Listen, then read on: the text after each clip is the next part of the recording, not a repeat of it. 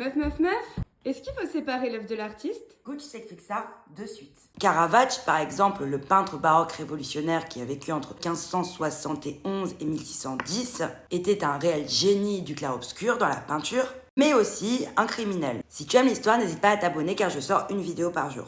En 1606, il tue un homme lors d'une rixe à Rome. Pourtant, son tableau David avec la tête de Goliath, en 1610, est aujourd'hui l'un des joyaux de la galerie Borghese. Et surtout, l'Église a continué à le commander des tableaux religieux, donc jusqu'à sa mort. Louis-Ferdinand Céline, qui a vécu entre 1894 et 1961, est le fameux auteur de Voyage au bout de la nuit, publié en 1932, est l'un des plus grands chefs-d'œuvre littéraires du XXe siècle. Mais c'est aussi un écrivain de pamphlets antisémites, par exemple dans Bagatelle pour un massacre en 1937, L'école des cadavres en 1938, des textes qui lui vaudront même l'exil à la Libération. Aussi, Paul Gauguin, qui a vécu entre 1848 et 1903, est le pionnier du post-impressionnisme. Il s'installe même à Tahiti dès 1891. Mais derrière ces toiles, comme D'où venons-nous, Que sommes-nous, Où allons-nous, en 1897, il entretient tout simplement des relations avec des adolescentes âgées de 13 ans. Donc, ces exemples posent une tension. D'un côté, l'art est un patrimoine universel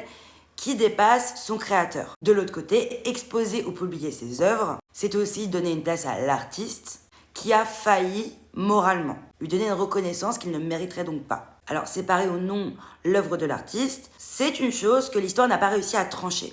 C'est une décision éthique, personnelle, mais aussi sociale et politique. C'est le moment où la morale devient un curseur dans notre regard sur l'art.